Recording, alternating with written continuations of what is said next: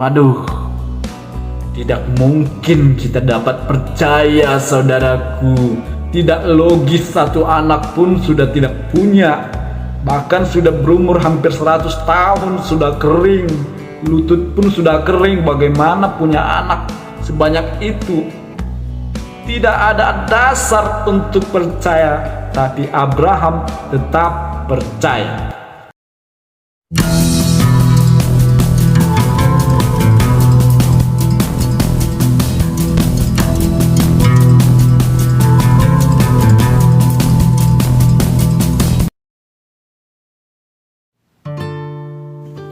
Oke, salam saudaraku yang terkasih di dalam Tuhan Yesus. Pasti semuanya damai sejahtera, sukacita. Kali ini aku mau berbagi rema firman Tuhan yang menguatkan bagi saya. Saya bacakan di Roma 4 ayat 7-8. Berbahagialah orang yang diampuni pelanggaran-pelanggarannya dan yang ditutupi dosa-dosanya. Berbahagialah manusia yang kesalahannya tidak diperhitungkan Tuhan kepadanya. Inilah yang dikatakan anugerah. Anugerah terindah bagi saya dan saudara. Dosa selingkuh, dosa permabukan, dosa berbohong, ngomongin orang, keburukan orang, bahkan sikap-sikap membangkang, seks bebas, semuanya itu sudah tidak diingat-ingat oleh Allah lagi. Sekarang kita mau hidup baru, fokus dengan karya Tuhan, fokus dengan penyediaan Tuhan. Tuhan telah mengangkat kita dari hidup yang lama di dalam hidup yang baru, yaitu hidup berkemenangan di dalam Yesus Kristus. Untuk penyediaan-penyediaan yang besar. Jadi sesungguhnya Tuhan sudah menyediakan hal-hal yang besar, bahkan berkat yang besar. Tapi manusia selalu mengandalkan tenaga dan pikirannya untuk mendapatkan kepuasan-kepuasan duniawi. Padahal Tuhan sudah sediakan lebih dari yang direncanakan oleh manusia, lebih dari apa yang kita targetkan. Tuhan sudah sediakan. Bayangkan, Tuhan yang begitu kaya, begitu besar. Pokoknya dahsyatlah. Tidak terhitung bagaimana kedahsyatan Tuhan. Jadi untuk masalah berkat itu, wow, sangat mudah untuk Tuhan memberkati kita. Jadi jangan mau dituduh-tuduhi oleh si iblis. Jangan dituduh-tuduhi oleh pikiran dan hatimu sendiri, saudaraku, bahwasanya engkau masih hidup tidak layak, engkau tidak layak, engkau berdosa, engkau itu sampah, engkau itu hanya seorang yang najis di hadapan Tuhan. Jangan mau, saudaraku. Firman Tuhan sendiri mengatakan, berbahagialah kamu, pelanggaran-pelanggaranmu tidak diperhitungkan lagi, dosa-dosamu tidak diingat-ingat lagi. Berbahagialah orang yang percaya kepada Yesus Kristus. Kita sebagai orang-orang yang percaya, kita percaya di dalam hati kita, kita mau dituntun oleh Tuhan. Itulah orang yang percaya, saudaraku. Bukan hanya sekedar kata-kata, bukan, tetapi ada sebuah tindakan. Dalam kisah Abraham, kita ketahui bahwa Abraham dikatakan di dalam Alkitab sudah tidak mungkin punya anak lagi.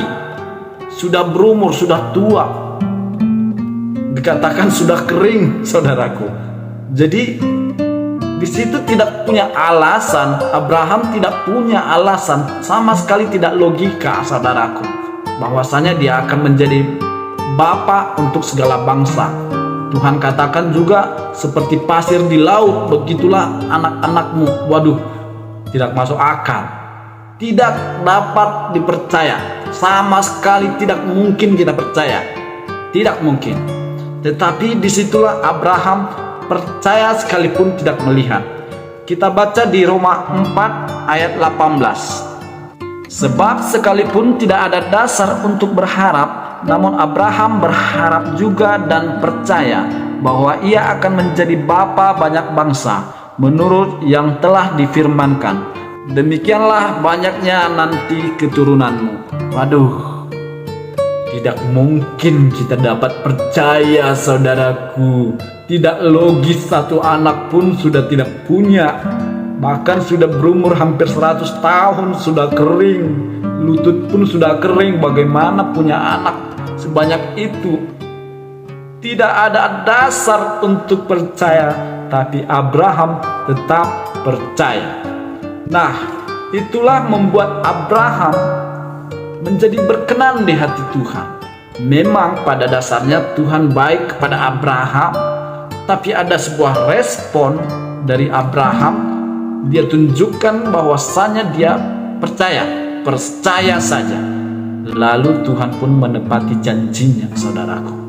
Ada banyak hal yang tidak bisa kita ketahui dalam hidup ini.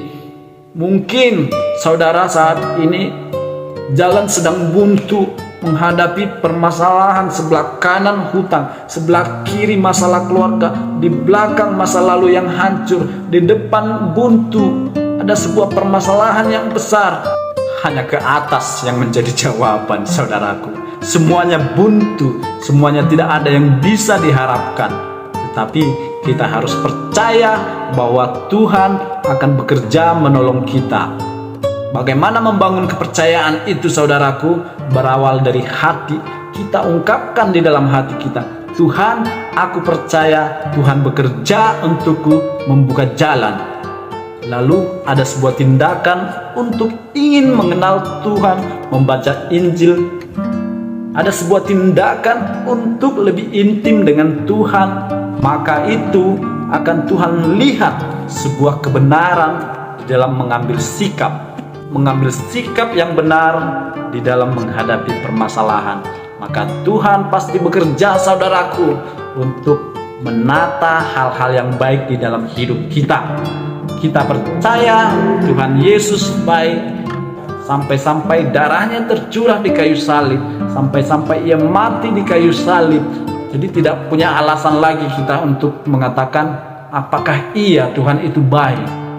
Sudah pasti, sudah terbukti kebaikan Tuhan. Percaya dan mengambil sebuah tindakan untuk lebih mengenal Tuhan. Semakin kita mengenal Tuhan, maka iman kita dan hubungan kita dengan Tuhan semakin terbangun. Oke saudaraku, demikian firman Tuhan yang saya bisa bagikan. Semoga bermanfaat. Tetap bangun hubungan dengan Tuhan. Salam, terima kasih.